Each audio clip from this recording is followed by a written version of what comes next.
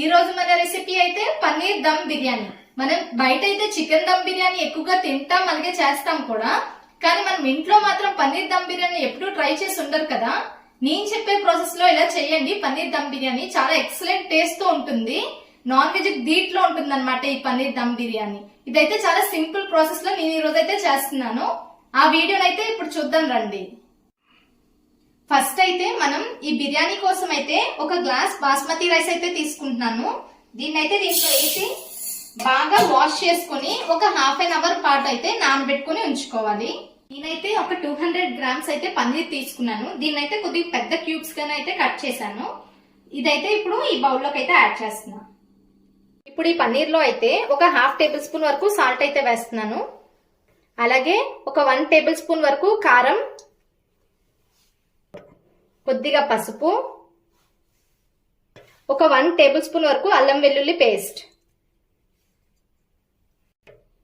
అలాగే గరం మసాలా పౌడర్, కొద్దిగా ధనియాల పొడి, హోల్ గరం మసాలా దినుసులన్నీ, దీంట్లోనే ముందుగా ఫ్రై చేసి ఉంచుకున్న బ్రౌన్ ఆనియన్స్ అయితే వేస్తున్నాను. అలాగే ఒక 2 పచ్చిమిర్చిని అయితే చీల్చుకొని ఉంచుకునేవి వేస్తున్నాను. దీంట్లోనే పుదీనా, కొద్దిగా కొత్తిమీర, కొంచెం కాజు అయితే వేస్తున్నా. దీనిలోనే ఒక 1 స్పూన్ అయితే ఆయిల్ వేస్తున్నాను. అలాగే కొంచెం నెయ్యి, కొద్దిగా నిమ్మరసం,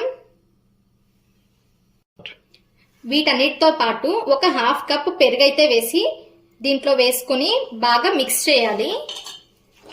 ఈ పీసెస్ మొత్తం మసాలా పట్టేలాగా బాగా మిక్స్ చేయాలి.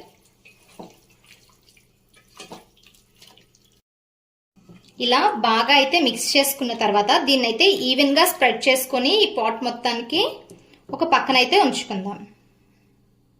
అయితే మనం నానబెట్టి ఉంచుకున్న రైస్ అయితే ఉంది కదా, దీన్ని అయితే ఇప్పుడు మనం ఉడికించుకుందాం. అయితే ఒక బాండీ పెట్టి వాటర్ అయితే వేసుకోవాలి. దాంట్లోనే హోల్ గరం మసాలా దినుసులన్నీ వేసుకోవాలి.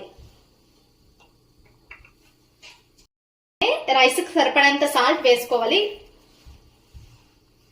దీనిలోనే కొద్దిగా నిమ్మరసం,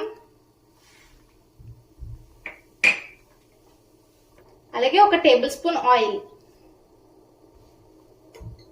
దీంట్లోనే మనం ఆల్రెడీ కడిగి ఉంచుకున్న రైస్ అయితే ఉంది కదా, దాన్ని అయితే వేద్దాం. రైస్ అయితే ఒక 60% వరకు కుక్ అయ్యేంత వరకు ఉడికించుకోవాలి. ఇదిగోండి, రైస్ అయితే ఒక 70% వరకు కుక్ అయింది. ఆల్రెడీ మనం మ్యారినేట్ చేసుకున్న పన్నీర్ అయితే ఉంది కదా, ఈ పన్నీర్ లోనైతే ఈ రైస్ ని లేయర్స్ లాగా అయితే వేసుకోవాలి. రైస్ లో నుంచి వాటర్ రాకుండా ఓన్లీ రైస్ మాత్రమే డ్రైన్ చేసుకొని వేసుకుందాం.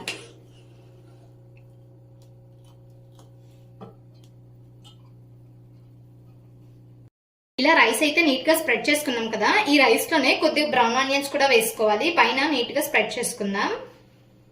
దీంట్లోనే కొద్దిగా కొత్తిమీర, అలాగే కొద్దిగా పుదీనా,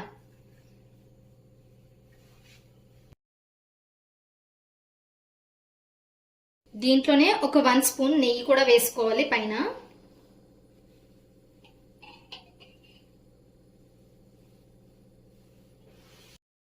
ఇప్పుడు దీన్ని అయితే లిడ్ క్లోజ్ చేసి సిమ్ లో పెట్టుకొని ఒక 20 మినిట్స్ వరకు దమ్ అయితే చేద్దాం. ఇదిగోండి, మన బిర్యానీ అయితే రెడీ అయిపోయింది. చూడండి, గుమ్మగుమ్మలాడుతూ వస్తుంది అనమాట స్మెల్ అయితే. దీన్నైతే ఇప్పుడు ఒకసారి ఇలా మిక్స్ చేసుకుందాం. రైస్ విరగకుండా స్లోగా మిక్స్ చేసుకోవాలి. చూడండి, పొడి పొడిలాడుతూ వచ్చింది అనమాట బిర్యానీ అయితే.